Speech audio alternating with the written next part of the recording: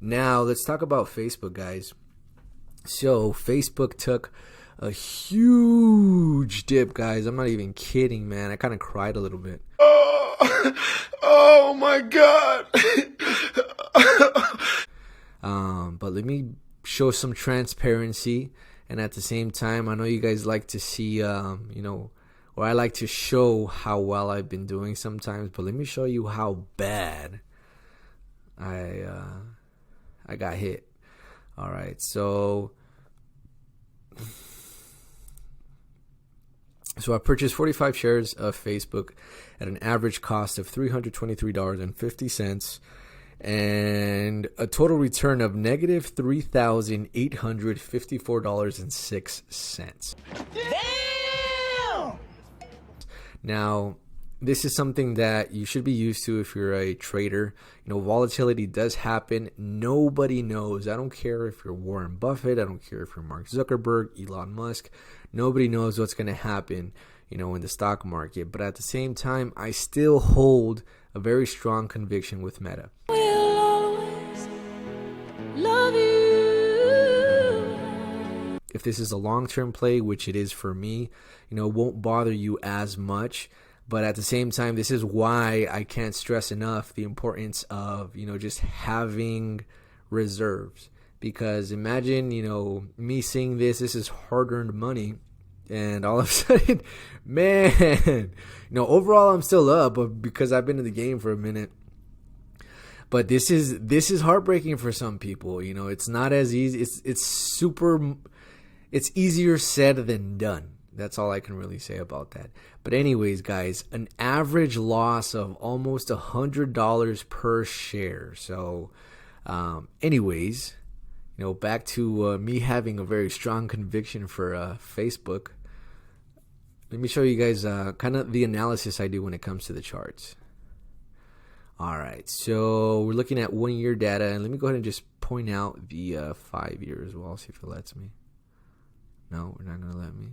Okay. Well.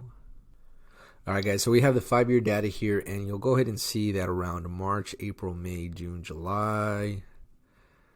What is up with this thing, man? All right. I'm having technical difficulties, but basically, you guys are able to go ahead and see the trend, right?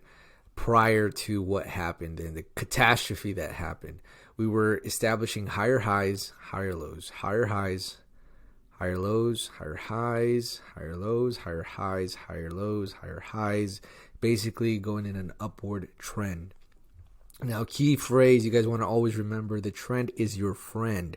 So when I invest, I'm not investing against the trend. If all of a sudden I want to see profits and I see an upward trend, I'll most likely go ahead and buy into the upward trend, ride the wave for a little bit, and once I see that it's overbought, then that's when I'll go ahead and sell off. And you can see right here, we're breaking our trend. No longer are we in that upward trend. Now all of a sudden we're starting to go downward and establishing those lower highs and lower lows, right? So that's something that I'm going to be looking at the same time. A lot of people, just because I think it was yesterday or the day before yesterday, Facebook took a huge hit and a lot of people jumped in too fast or too soon.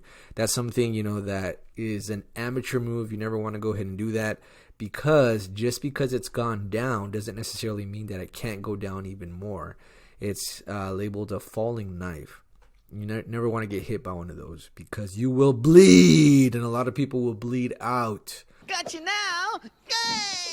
Hi. Why? I'm bleeding. So you want to wait until all of a sudden you start seeing an established different trend, a different trend being established, basically.